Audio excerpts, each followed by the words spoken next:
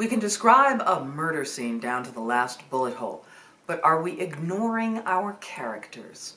Hello and welcome back to my writing journey. I'm Byerrum, coming to you every week with some aspect of writing. My opinion, today I'm talking about descriptions, character descriptions. It really frustrates me when I read a book and I get through possibly the first chapter, the first few pages, and I have no idea what the character looks like or how he or she behaves. And I form an opinion, and then pages later, I get a description, thinking about the timing of the description and the actual writing of the description. Today, I have some examples from writing masters, and I will start with the description of Samuel Spade from Dashiell Hammett's Maltese Falcon. Samuel Spade's jaw was long and bony, his chin a jutting V under the more flexible V of his mouth. His nostrils curved back to make another, smaller V. His yellow-gray eyes were horizontal.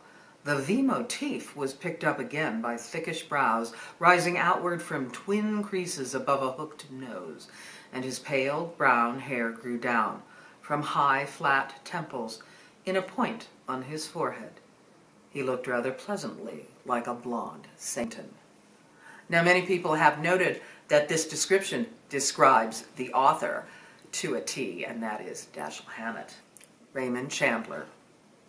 This is the first paragraph of The Big Sleep. It was about 11 o'clock in the morning, mid-October, with the sun not shining and a look of hard, wet rain in the clearness of the foothills. I was wearing my powder blue suit with dark blue shirt, tie, and display handkerchief, black brogues, black wool socks with dark blue clocks on them. I was neat, clean, shaved, and sober, and I didn't care who knew it. I was everything the well-dressed private detective ought to be. I was calling on $4 million. Not to leave a female master of the mystery out. This is Elizabeth Peters in her Amelia Peabody series, which is fabulous and takes place mostly in Egypt. And you will be able to discern the time frame from the description that she has. As for clothes, they suit the life I lead. The current fashions are impractical for an active person. Skirts so tight one must toddle like an infant, bodices boned so firmly it is impossible to draw a deep breath, and bustles of all the idiotic contrivances foisted upon helpless womankind. The bustle is certainly the worst.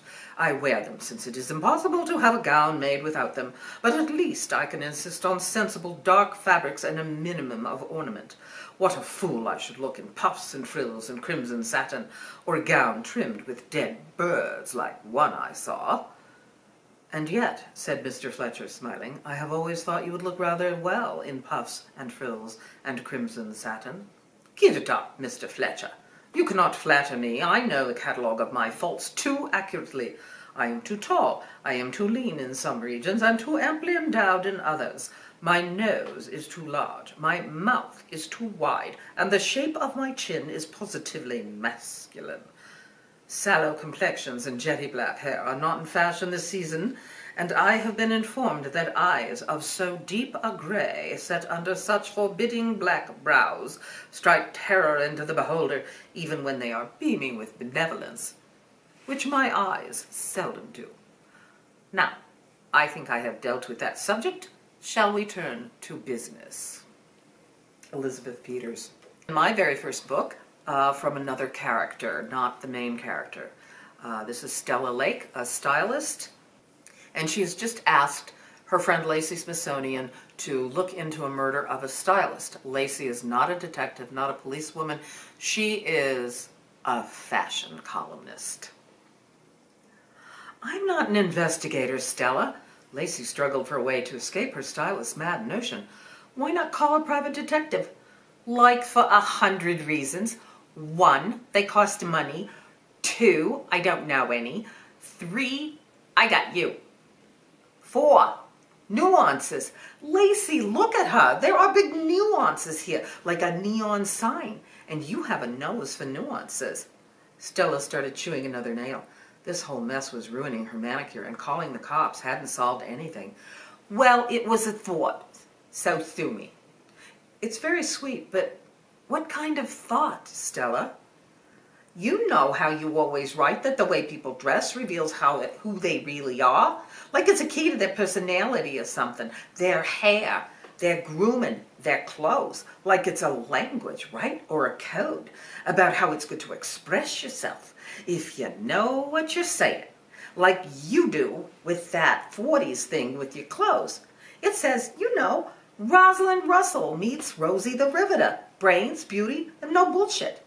Something like that. Am I right?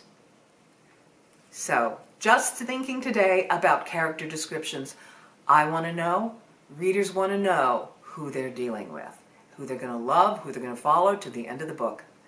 Those are my thoughts for today, and I will see you next week. Bye.